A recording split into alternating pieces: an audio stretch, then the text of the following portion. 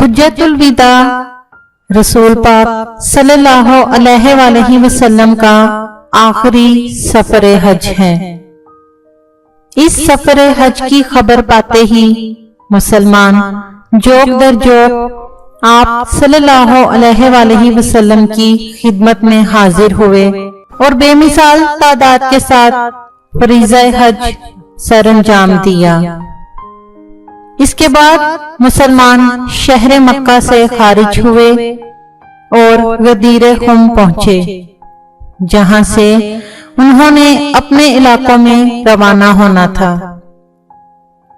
شدید گرمی کا عالم تھا، سائباں اور گرمی سے بچنے کے وسائل موجود نہیں۔ عورتوں اور مردوں پر مشتمل 1,20,000 حاجیوں کو حضور پاک صلی اللہ علیہ وآلہ وسلم ٹھہرنے کا حکم دیتے ہیں۔ پھر آپ صلی اللہ علیہ وآلہ وسلم نے ایک منبر بنانے کا حکم دیا تاکہ سب لوگ آسانی سے آپ صلی اللہ علیہ وآلہ وسلم کو دیکھ سکیں۔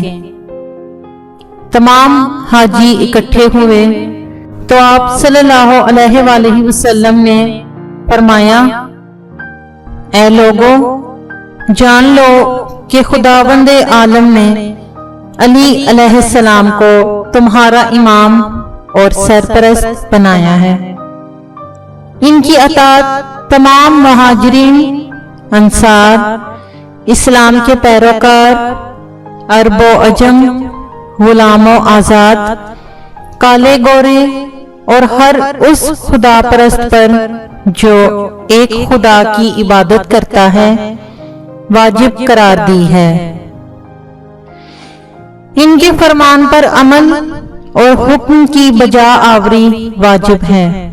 ملعون ہے وہ شخص جو ان کی مخالفت کرے اور اس پر خدا کی رحمت جو ان کی اطاعت کرے۔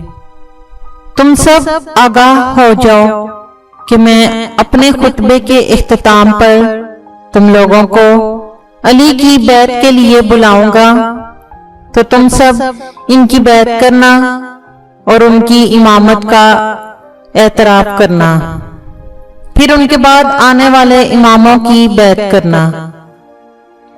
آپ صلی اللہ علیہ وآلہ وسلم نے اس موقع پر حضرت علی علیہ السلام کا ہاتھ پکڑ کر بلند کیا اور فرمایا، جان لو جس کا میں مولا ہوں اس کے علی مولا ہیں۔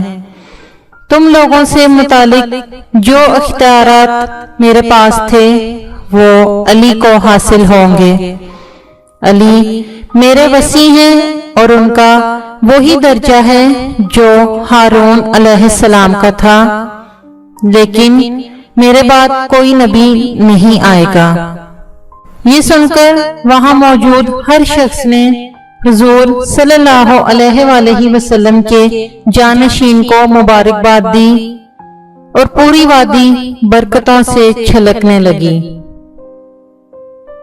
جو ہی جشن غدیر اختتام کو پہنچا تو فوراً یادگار کے طور پر وہاں ایک مسجد تعمیر کر دی گئی۔ اس کا نام مسجد النبی رکھا گیا۔ عوام اسے مسجد رسول اور مسجد غدیر خم بھی کہتے تھے۔ امامت کے 5ویں تاجدار امام محمد باقر علیہ السلام اور صادق آل محمد امام جعفر علیہ السلام اور باب الحوائج امام موسیٰ کاظم علیہ السلام نے اس عبادت خانے میں نماز پڑھنے پر اصرار فرمایا ہے۔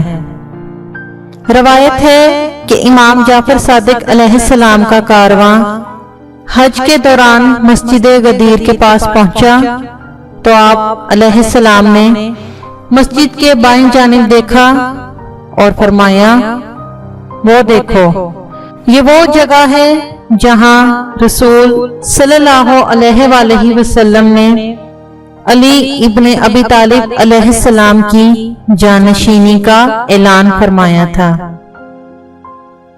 امام علیہ السلام کا یہ انداز بتاتا ہے کہ صادق آل محمد علیہ السلام مسجد غدیر کی اس خصوصیت کو پورے قافلے کے حافظے میں پیوست کرنا چاہتے تھے کہ یہی وہ مقام ہے جہاں ولایت کبریٰ کا چاند ابھرا تھا۔